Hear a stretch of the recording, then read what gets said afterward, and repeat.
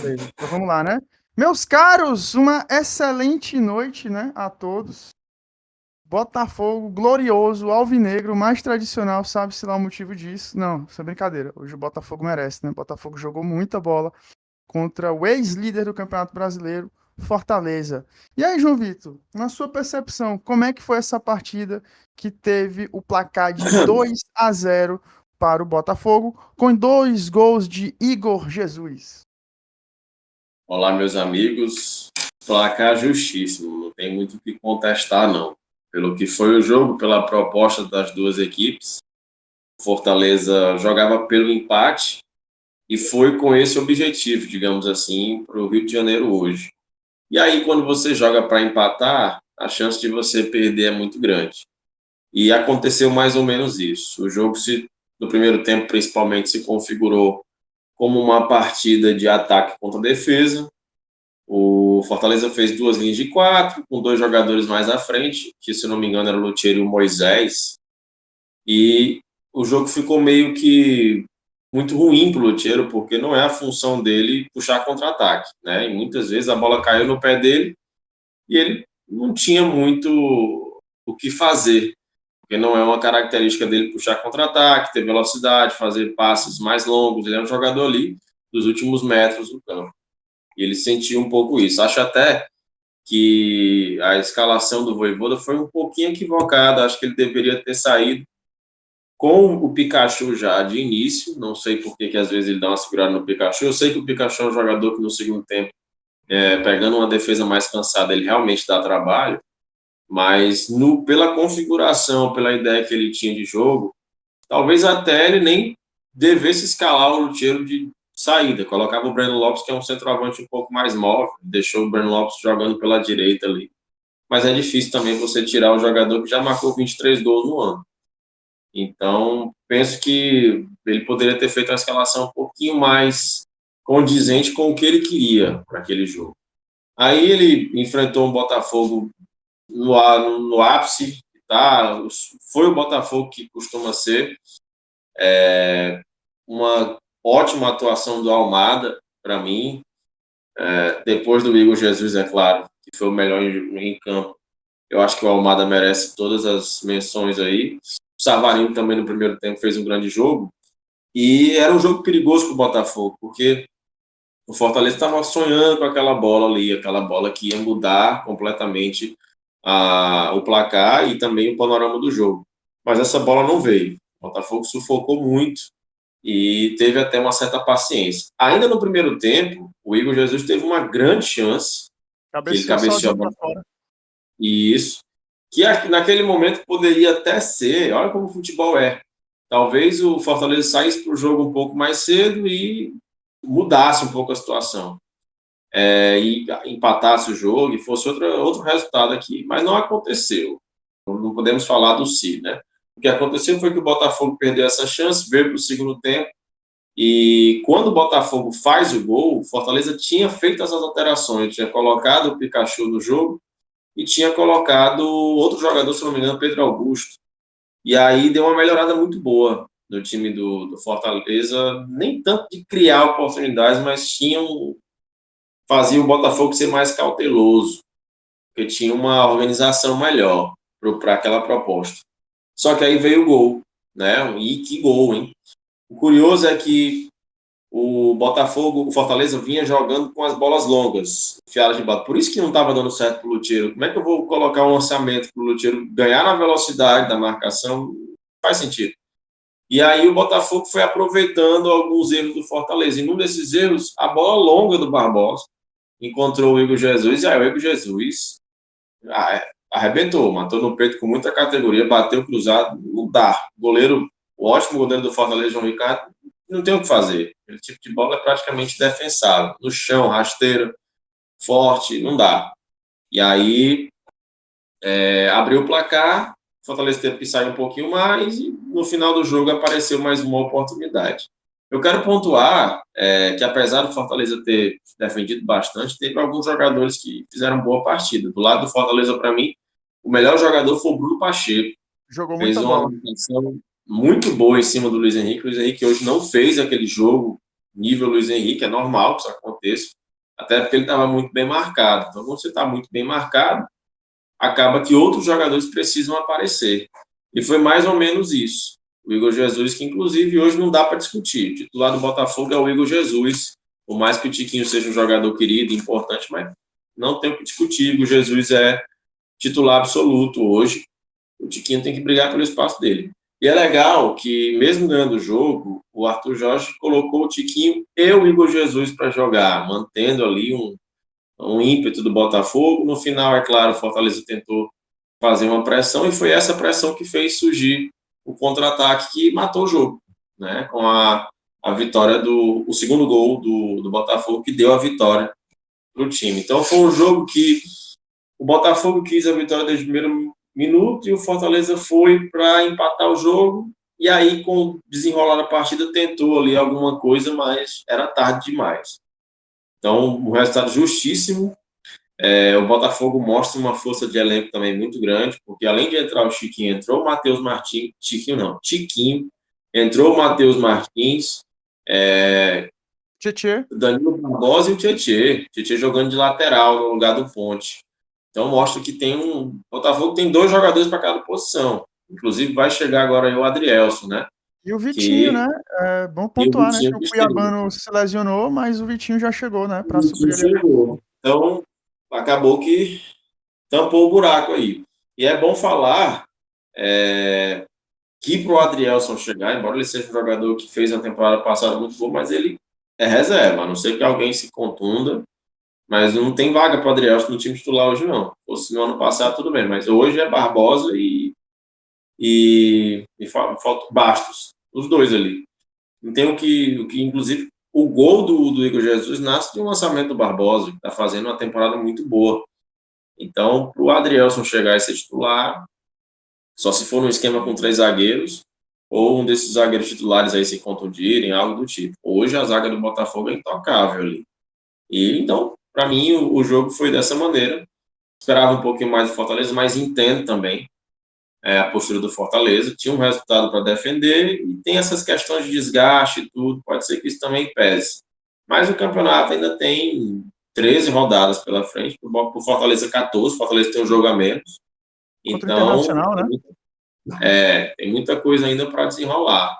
O Fortaleza segue vivo na briga pelo título. E o Botafogo hoje continua sendo o favorito. Agora a questão é ver como é que psicologicamente a equipe do Fortaleza vai responder, né? Em relação a essa partida, porque é como você bem pontuou. O time do Fortaleza, de 3 resultados, 2 lhe favoreciam, né? A vitória e o empate, e parecia que o time entrou acomodado, com a possibilidade de apenas empatar o jogo, né? E manter ali né, na liderança. Assim, no meu ponto de vista, o maior elo fraco desse time do Botafogo é a lateral esquerda, né? É aquele cidadão Marçal. Eu não digo nem não é que ele seja fraco, mas ele tecnicamente é muito destoante em relação aos demais atletas do elenco do Botafogo. Não apoia tão bem no ataque. Ele é um jogador de muito vigor físico, mas defensivamente ele às vezes não se sai tão bem. As boas escapadas que o Fortaleza teve foram as suas costas, né? Em todos os momentos de jogo. E assim, é bom pontuar também que o time do Botafogo, assim como outras equipes, né, no Campeonato Brasileiro, tem sofrido com os desgastes dos jogos, e olha que o Botafogo atualmente só está jogando o Campeonato Brasileiro e também a Libertadores, mas o Cuiabano já estava, né, com uma sequência de jogos assim muito grande, praticamente sem ter alguém para revezar com ele, e ninguém aguenta, né? Esses dias lá no nosso grupo, onde a gente conversa, né, no Instagram, aliás, no WhatsApp, eu havia comentado que não é só a equipe do Flamengo que está sofrendo, é que o flamenguista faz mais barulho, né? Ele é mais chato na reclamação e culpa todo mundo. Mas o Botafogo tem sofrido com desfalques, o Palmeiras tem sofrido com desfalques, o próprio São Paulo também. São todas as equipes do campeonato, né? Que apesar de estarem vivas ou não em todas as competições, estão sofrendo com esse calendário que a cada 3 jogos as equipes estão jogando, né? Então, de certa forma, não tem-se o mínimo de intervalo necessário para que os atletas se recuperem. Ah, mas eles são pagos para isso. Meu amigo, mas o corpo é igual, seja do pedreiro ou do atleta, exposto a estresse, independentemente de quanto você ganha, né? O corpo ele vai responder da mesma maneira. E, assim, de certa parte, né, isso também é culpa dos clubes que parece que não se posicionam, né? Eles aceitam todo ano essa história de que a CBF tem que manter esse calendário, não peita as federações. Então, assim, eu acho que eles gostam, né? De sofrer desse jeito. Pagar caro no atleta e deixar os atletas lesionarem. E ficarem expostos, né? A esse tipo de situação. E, rapaz, como você bem falou, vou pontuar aqui bem rapidinho. O Luiz Henrique hoje teve umas tomadas de decisão, assim, bem complicadas, né? Eu não sei se ele estava ansioso ou se o time todo do Botafogo, foi a impressão que eu tive, que estava muito ansioso para fazer logo o resultado, fazer logo o placar em casa, perceber que o time do Fortaleza não estava se acertando, não estava numa noite feliz. E, de maneira geral, o time teve muitas tomadas de decisão equivocadas, né? Mas, assim, vamos falar também de coisa positiva sobre o Luiz Henrique. João Vitor, como é que você vê essa convocação do Luiz Henrique para a sua sequência na temporada e também no Botafogo?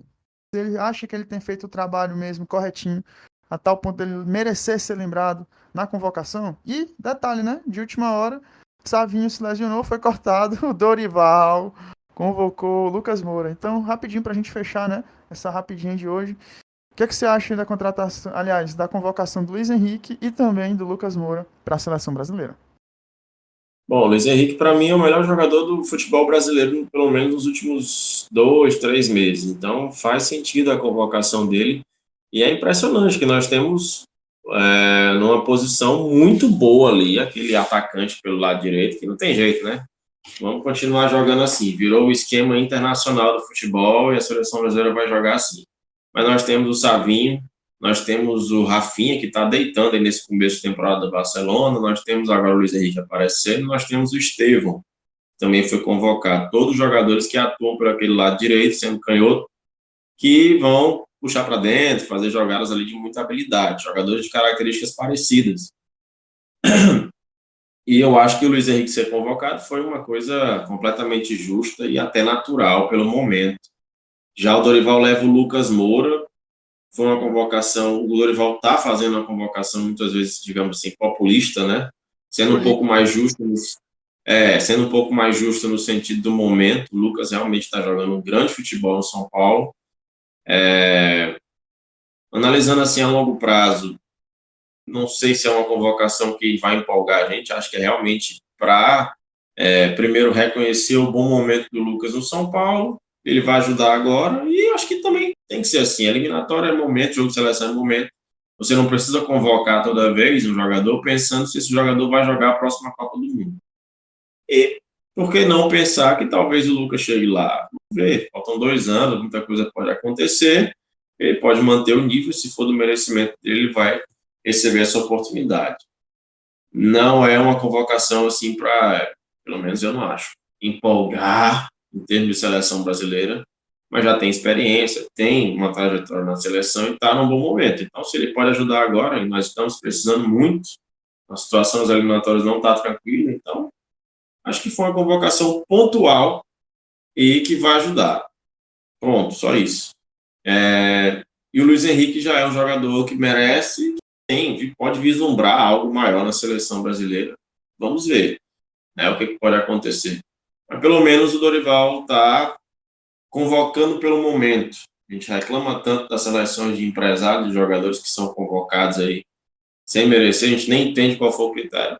Pelo menos o Lucas dá para entender, né? Tá jogando futebol para isso. Perfeito, né? E nós vamos chegando aqui ao final desse nosso programa, né? Para comentar a partida que era mais importante desse final de semana, né? No Campeonato Brasileiro. Essa partida entre Fortaleza e Botafogo, né? Que aconteceu no estádio Newton Santos, com placar encerrando em 2-0 para o Glorioso, retomando a liderança do campeonato. Agora fica a pressão em cima do Palmeiras, que vai visitar agora o Atlético Paranaense, né? Nesse final de semana, em Curitiba. E o Flamengo que viaja para São Paulo para enfrentar o Corinthians. Será que esses dois clubes vão ter perna para continuar perseguindo o Botafogo, que está muito melhor treinado esse ano em relação ao ano passado, menos dependente de características individuais? O coletivo do Botafogo subiu bastante de produção. E aparentemente o John Textor ele realmente não vai se cansar, né, até ele conseguir trazer um título de expressão para o seu querido clube alvinegro, né? E nós vamos encerrando por aqui, né? Nosso amigo Amaro, ele está levemente alcoolizado, ele não vai conseguir entrar, ele está tomado de forte emoção. Acredito que ele deve estar tentando clicar aqui para entrar, mas ele não está conseguindo. Mas é isso, Ele né? já não sabe usar. E bêbado. É. Ele já não sabe usar, já não é um nativo digital. Ainda embriagado, né? Fica muito complicado. Mas eu acho isso. O torcedor do Botafogo tem mais que comemorar, tem que saborear essa vitória de hoje e nós ficamos por aqui. Então, fique com esse nosso vídeo de hoje, curta, compartilhe e também nos siga nas nossas redes sociais e no nosso Spotify. Um beijo, um abraço, falou, tchau, tchau.